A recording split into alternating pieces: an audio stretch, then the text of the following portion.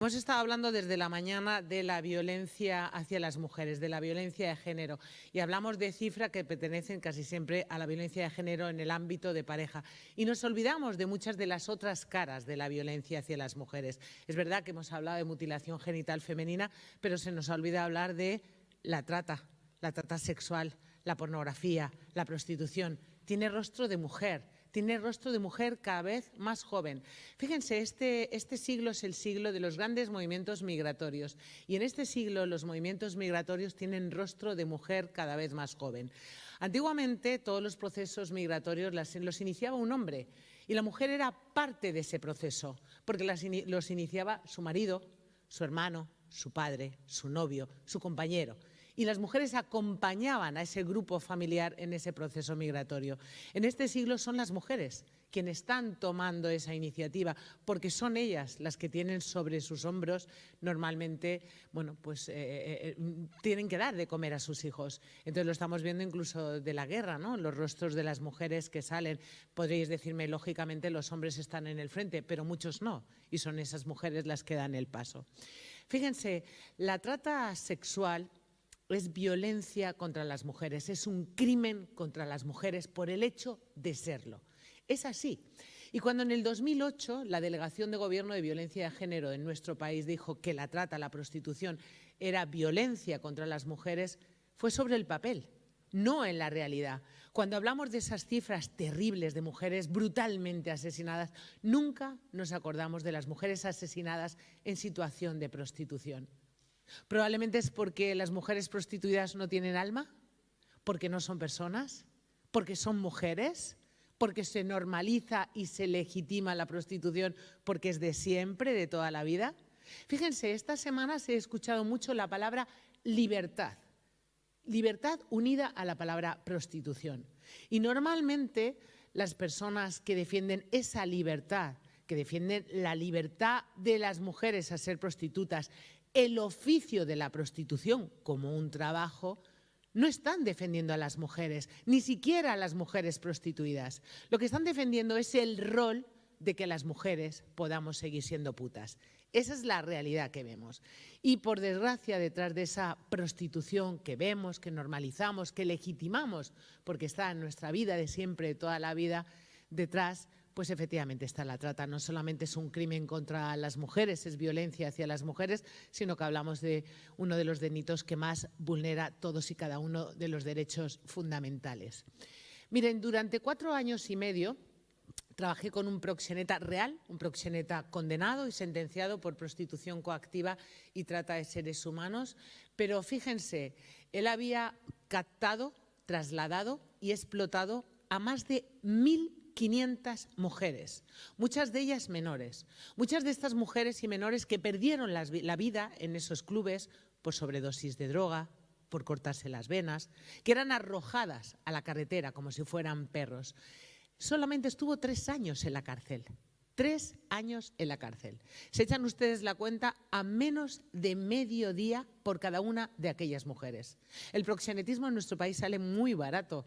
De hecho, como saben, no todas las caras del proxenetismo están condenadas. El proxenetismo consentido, ¿no? Esa es una de las reformas legislativas más importantes que en principio iba a aparecer en la ley del solo sí es sí y que finalmente no ha podido ser y que esperemos con esta ley integral contra la trata que se condenen todas las caras del proxenetismo porque como digo, en nuestro país los proxenetas siguen operando, trabajando con total impunidad.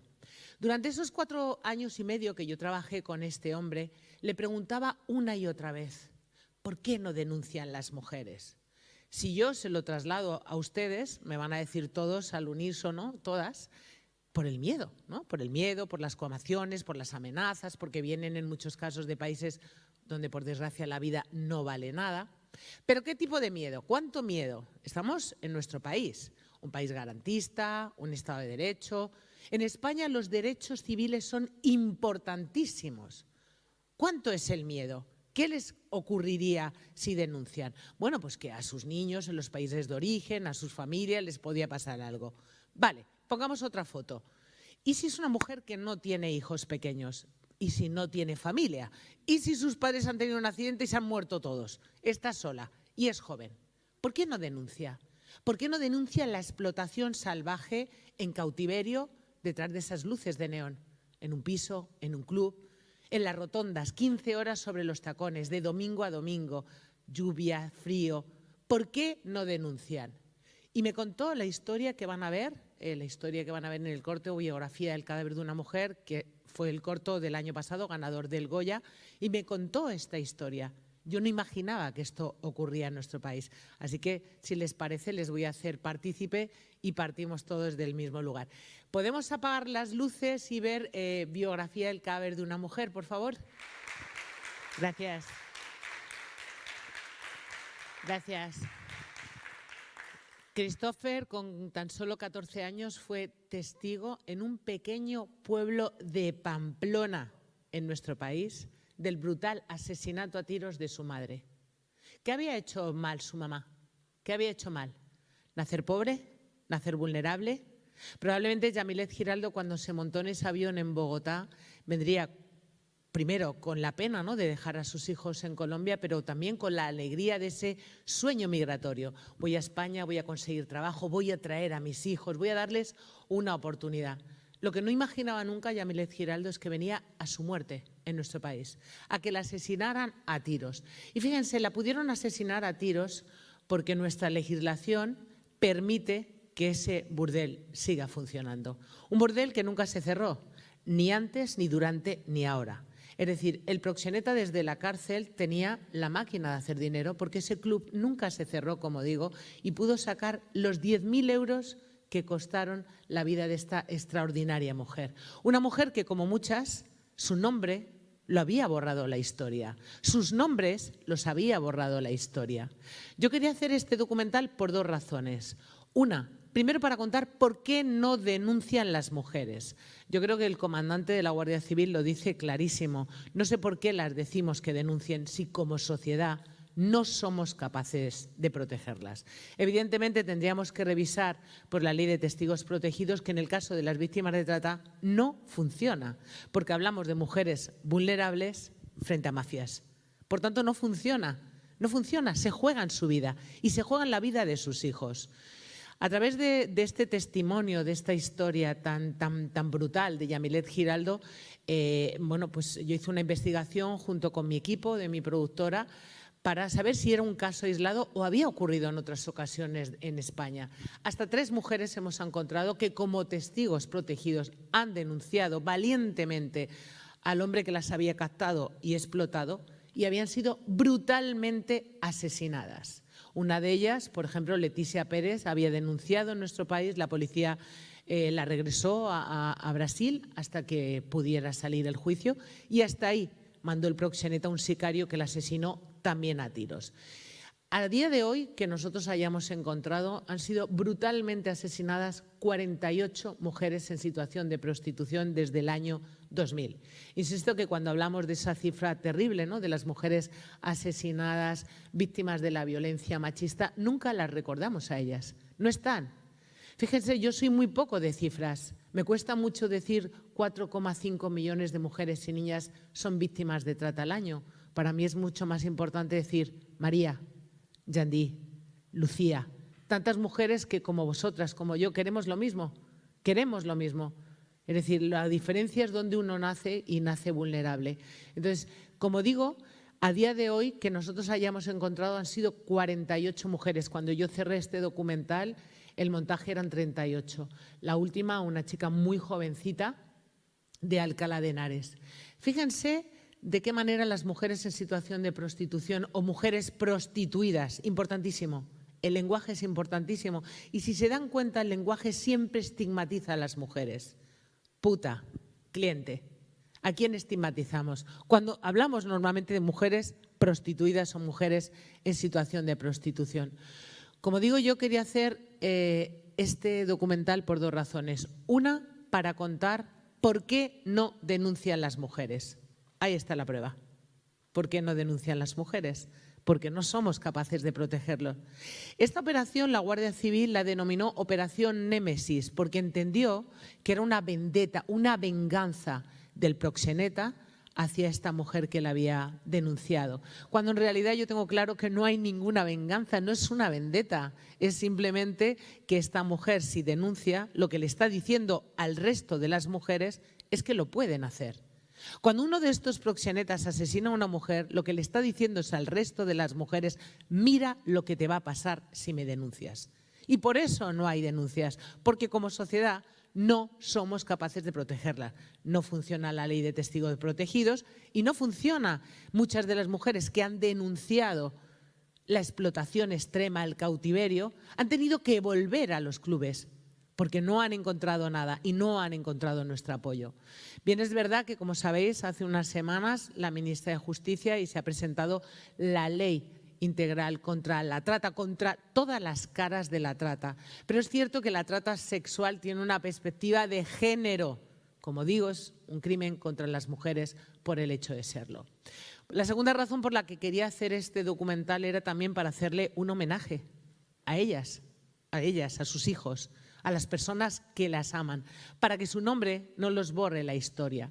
Si ustedes tienen curiosidad, pueden leer muchos artículos que yo he escrito en El País que se titulan Biografía del cadáver de una mujer, y el nombre de una mujer, muchas de las que hemos encontrado para poder contar su historia. Porque, por ejemplo, la prensa en nuestro país hace con las mujeres asesinadas en situación de prostitución exactamente lo mismo que hacían durante el Holocausto los nazis con los judíos. Quitarlas el nombre, robarlas el nombre, lo que nos humaniza. Yo me llamo María Isabel desde el minuto 1 que nací en la vida. Cuando ustedes ven el asesinato, cruel asesinato de una mujer en situación de prostitución, el titular es prostituta abatida a tiros, prostituta descuartizada, prostituta quemada viva, prostituta encontrada en una escombrera, prostituta encontrada dentro de un colchón, prostituta, prostituta, prostituta, prostituta. Como si eso fuera un género o un sexo. Es decir, hagan el ejemplo a ver si encuentran ustedes albañil descuartizado, albañil quemado vivo. Eso es lo que se hace con las mujeres en situación de prostitución. Por tanto, siempre estamos blanqueando algo, un delito tan terrible como es esto, como digo, normalizado, legitimado, como es la prostitución. Fíjese, hay que romper el mito de la libre voluntariedad, de esa libertad, porque últimamente todo el mundo me habla de la libertad. Yo creo muchísimo en la libertad del ser humano, me parece maravilloso, pero es que yo nunca veo libertad detrás de la prostitución. Lo que veo es precariedad. Lo que veo es necesidad, ni siquiera pobreza, necesidad. Es decir, yo viajo a países donde en lugares donde una mujer nace pobre, siempre lo tiene claro. Si tú naces pobre, siempre puedes ser prostituta. Es algo que está clarísimo. Pero también siempre se le ha dicho a los hombres que la prostitución es casi un derecho, cuando la sexualidad es un deseo. Maravilloso, pero un deseo.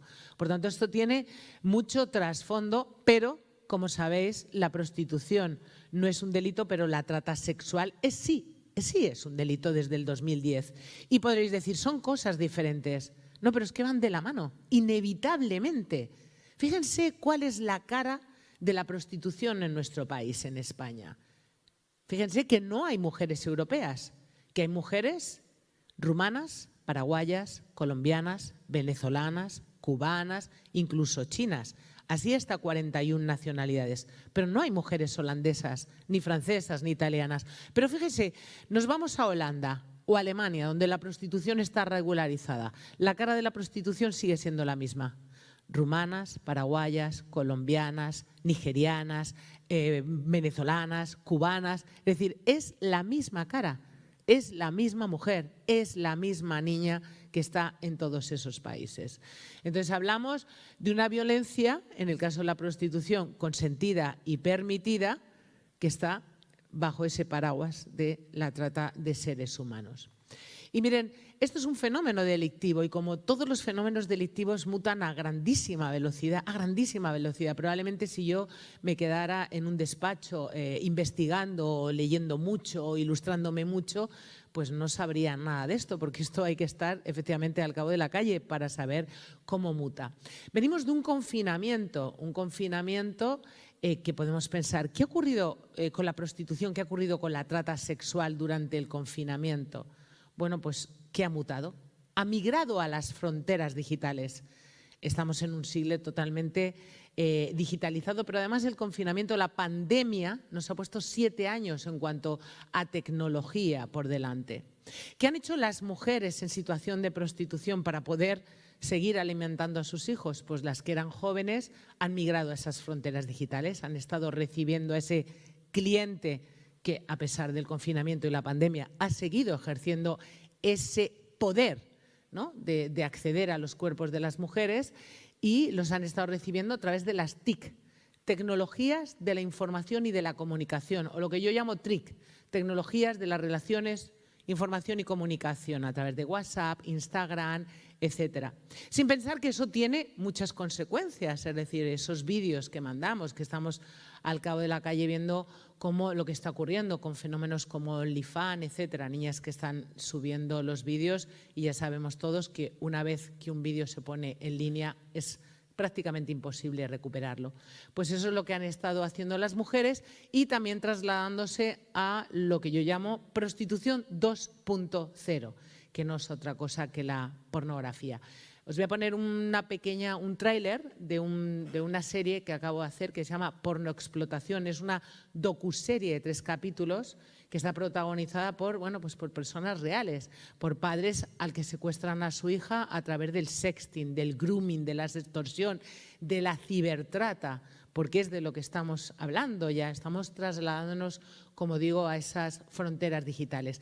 Apagamos la luz y ponemos el tráiler de Pornoexplotación, por favor. Ya ven que hay pues un mapa bastante grande. 2 actrices que no son actrices, son 2 mujeres captadas por su vulnerabilidad y explotadas en la prostitución 2.0, que fíjense, ellas no han podido estar en la serie precisamente por el estigma, por el miedo, por las amenazas. Ellas no han podido recuperar su vida, con lo cual no están por el miedo. Fíjense la diferencia entre las actrices y los actores porno. Ellos no tienen ningún problema. ¿Qué son ellos?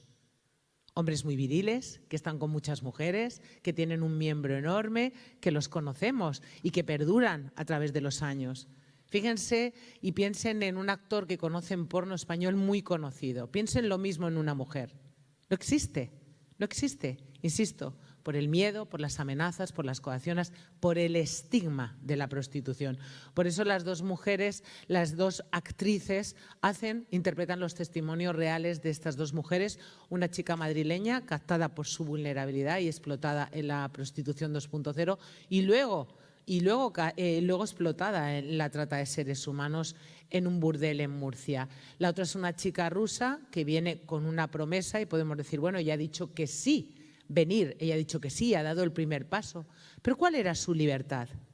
Pobre, sin ningún tipo de apoyos, sola. No hay libertad ahí. Lo que está condicionada es efectivamente por la vulnerabilidad. Entonces esta chica rusa viene y es explotada brutalmente, y sus vídeos están ahí, sus vídeos que hacen que todos los días tenga problemas porque no ha podido recuperarlos. También hay un testimonio real de un padre de una familia normal, él lo dice, nosotros no somos una familia desestructurada, de una niña que sin más le dicen, mándame un vídeo sexy con un bikini rojo. Eso se llama sexting. Lo estamos viendo a través de plataformas como OnlyFans, ¿no?, que las niñas mandan ese vídeo. Bueno, pues mandan ese vídeo y a partir de ese vídeo pues lo que sufren es extorsión. Ahora me mandas un vídeo sin la parte de arriba del bikini. Si es menor, se llamaría grooming. A través de eso, de algo tan inocente como mandar ese vídeo de mándame un vídeo que te voy a dar 100 euros, pues esta niña es testigo protegido. Es decir, entran en una trama, y una trama de muchos años, perdonadme porque sois todos juristas, pero cuando la justicia es tan larga, no es justicia. Y lo estamos viendo como este padre lleva años y años y años y eso no tira hacia adelante. También habla un chico muy joven que empieza consumiendo pornografía de una manera, pues casual, porque al final todos los chavales con 12, 13 años están construyendo su sexualidad, ¿no? Y están buscando cosas como teta, culo, algo normal cuando una persona está construyendo su sexualidad. Y la propia web te redirecciona a páginas tremendas. Luego parece que la pornografía te sigue. Y como él cuenta que empezó consumiendo pornografía 2-3 minutos y cómo la pornografía le ha consumido su vida. Fíjense que ahora mismo existen especialistas en este tipo de adicciones, en pornografía específicamente. Una adicción que dicen que con menos impactos que la cocaína te engancha. Eso es lo que estamos viendo con la pornografía. Son testimonios, como digo, reales, muy impactantes de cosas que están ocurriendo ahora, a nuestro lado. Además, fíjense lo difícil que es esto. Cuando hablamos de las cam girls, no sé si ustedes conocen el fenómeno de las cam girls, ¿lo conocen? Mujeres que están haciendo shows en directo de este lado de la pantalla y del otro lado de la pantalla usuarios del mundo entero. Y ustedes podrían preguntar, ¿dónde está el delito, ¿no? Si es un tema virtual. No. Ella está haciendo en su cuerpo lo que los usuarios del mundo entero le están pidiendo. Y lo que ella se hace en su cuerpo es real. Pues fíjense, una menor en el sudeste asiático, imagínense una niña de 6 años que está en el sudeste asiático. Hombres, pederastas, pedófilos, de todas las partes del mundo que le están diciendo a esa niña qué hacer con su cuerpo. La plataforma que da cobertura a esa niña puede estar, por ejemplo, en Luxemburgo, por temas fiscales, y los servidores debajo del mar. Estamos hablando de esto, ¿eh? Esto es de lo que estamos hablando, de este tipo de delitos. Fíjense que yo no digo que la prostitución en calle vaya a desaparecer, pero con el tiempo y muy pronto va a ser residual. La prostitución ya está ahí. Estos mismos perros con collares tecnológicos, que es lo que estamos viendo. Por eso es muy importante que cuando abordemos la violencia hacia las mujeres, ciertamente tenemos que hablar de la violencia de pareja, pero fíjense una cosa también importante. Cuando hablamos de mujeres asesinadas en situación de prostitución, una mujer asesinada en situación de prostitución cae a la fosa común de los homicidios. Eso no quiere decir que las fuerzas y cuerpos de seguridad del Estado investiguen, por supuesto, que investigan el crimen, porque es un crimen. Pero fíjense, no investigan específicamente que ese crimen esté vinculado a alguna mafia, a la trata, a la explotación. Si se lo encuentran bien, pero si no, no se investiga. Eso es muy importante también. Hasta ahora no se hace. Como digo, todas estas mujeres han caído a la fosa común de los homicidios y ni siquiera son víctimas de nada y, por supuesto, no las recordamos. Una de las cosas que tiene esta ley, que me imagino que se la han leído estas semanas pasadas, es que efectivamente hasta ahora hablábamos de una persecución policial, de un delito que tenía mucho que ver con el tema policial, por eso se lleva desde extranjería. Cuando hablamos de un delito contra las mujeres, cuando hablamos de un delito de violencia hacia las mujeres, cuando hablamos de un delito de vulneración de derechos fundamentales y que tiene una perspectiva de género. Entonces, lo bueno que tiene esta ley es que de verdad, por primera vez, se va a hablar de los seres humanos. El foco tiene que estar puesto en las personas, en las mujeres, en la vulneración de esos derechos. Por supuesto que hay que perseguir a los malos y meterlos en la cárcel, pero lo más importante, vestir de derechos a las mujeres, porque cuando hablamos de trata, hablamos de prostitución, el imaginario que tiene que ver con el cine. Yo soy cineasta, yo utilizo el cine sobre todo para llegar a los más jóvenes, para crearles un pensamiento crítico, una información que desconocen. Para los chavales, la prostitución es ocio, es divertimento. Nadie les ha contado lo que hay detrás. Nadie les ha contado las muertes, el dolor, la pobreza, la miseria, el poder. Porque esto no tiene nada que ver con el sexo, tiene que ver con el poder, absolutamente, que es transversal en muchos casos a la sexualidad masculina. Entonces, como les decía, tiene que estar el foco en los derechos humanos, tiene que estar el foco en la violencia de género. Fíjense cómo fue el anuncio del asesinato de Yamilet Giraldo. En un chapetito de este porte, así, fíjense lo importante que fue su asesinato, que era así de pequeñito, y el titular fue «Prostituta abatida a tiros». ¿A quién hace culpable ese titular? ¿A ella? El descuartizador de Wisconsin le hace culpable a ella. Fíjense hasta de qué manera lo volvemos. Entonces, un chaval no ve los medios convencionales, son nativos digitales, pero lo que les llega de esto no tiene nada que ver. No saben, no tienen ni idea, Por eso es muy importante llegar a ellos, por eso el cine es muy importante. Entonces, como les decía, el cine ha incidido en el imaginario de todos y la verdad es que esto no se lo estamos contando de ninguna manera a nuestros hijos e hijas. Para terminar, dando por supuesto las gracias a Ausi, quería deciros cómo fue la noche de los Goya, cuando yo había estado nominada en otras 2 ocasiones por otro documental sobre la trata que se llama Chicas Nuevas 24 Horas, y también con otro corto sobre el narcotráfico en Bolivia. Y era mi tercera nominación, no tenía ni idea, pensaba que no, bueno, pues que no iba a ganar, ya bastantes que había estado nominada. Ese año yo estaba en casa, porque la gala se celebraba en Málaga, pero era el año del confinamiento, que es el único que hemos estado en casa. Fíjense, yo gano el Goya, el único que estoy en mi casa en zapatillas de estar por casa. Un poquito mala suerte, ¿no? Pero bueno, esto es lo que hay. Ganar un Goya es estupendo, pero justo me pilló en pandemia en casa. Esa mañana, que yo no había preparado nada, me llamó un amigo crítico y me dijo: Mabel, estoy seguro que vas a ganar el Goya. Nadie lo sabe. Las papeletas, yo también soy académica, van directamente a un notario. La persona que abre el sobre para decir el premio no tiene ni idea quién ha ganado, no lo sabe nadie. Él me dijo: estoy convencido, porque he hecho muchas entrevistas a actores y actrices y todo el mundo me ha dicho: va a ganar Mabel Lozano, va a ganar Mabel Lozano. Vale, pues eso me lo dice y yo hice 2 cosas. Llamar a mi marido y decir: vete a por unas luces para que me ponga guapa, porque por lo menos si salgo que estoy guapa, y pensar que yo tenía 1 minuto. 60 segundos. Fíjense, cuando los Goya se celebran en un escenario, tú te puedes enrollar un poco más, porque en un programa en directo es difícil que alguien venga, te empuje, que te caigas al foso, que te quiten el micro, porque está la tele en directo. Pero en tu casa es muy fácil pasar de tu imagen digital a la gala. Con lo cual yo tenía 60 segundos. Les invito también a que lean esa tribuna que yo escribí esa noche, que gané el Goya, que se llama precisamente así: 60 segundos. Yo escribo lo que me hubiera gustado contar y lo que los 60 segundos pues me dieron tiempo a hacer.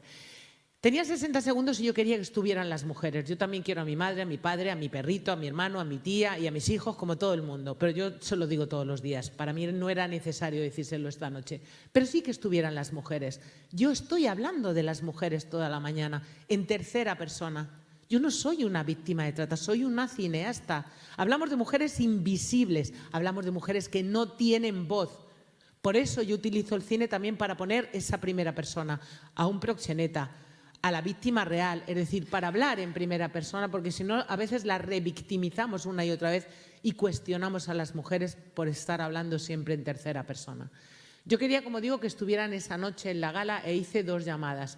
A una amiga que fue explotada aquí, precisamente, en Las Palmas, en la calle, durante mucho tiempo cruelmente explotada. Estando siendo explotado en la calle, asesinaron a su hijo a la salida del instituto. Le asesinaron. Esta mujer no pudo volver a enterrar a su hijo porque se tenía que quedar para conseguir algunos recursos para que pudieran enterrar a su hijo. Fijaos de lo que os estoy hablando, ¿no? Ese dolor. Ella me decía: yo siento que me tratan como si fuera un saco de carne. Es así como se sentía esta mujer. Es así como son tratadas las mujeres en situación de prostitución, como un saco de carne, deshumanizada, cosificada. Llamé a otra amiga que me habló precisamente de eso, ¿no? De que cuando hablamos de prostitución, cuando hablamos de trata, cuando hablamos de pornografía, nuestro imaginario, debido al cine, siempre nos lleva a pensar en una mujer que está desnuda de cuerpo, ¿no? Un tanga, un tacón, una rejilla. Y además la prensa abusa mucho de eso. Cuando habla de desarticulación de una red de trata, que han incautado dinero o drogas, siempre sale el cuerpo desnudo de una mujer, porque parece ser que eso vende mucho. Entonces me habló precisamente de esa desnudez y yo compuse un discurso con el que quiero terminar, ¿no? Son mujeres que vienen buscando lo que todas y todos las personas que estamos esta mañana queremos: una oportunidad para nosotros, para nuestras familias, para nuestros hijos. Tienen deudas con sus explotadores, son explotadas en calles, en rotondas, en clubes, bajo la vista y con la complicidad de todos, los que pasamos y los que miramos para otro lado. Tú, nosotros, solo vemos la desnudez de sus cuerpos. Mirarlas bien. De lo que están desnudas es de derechos, Muchísimas gracias.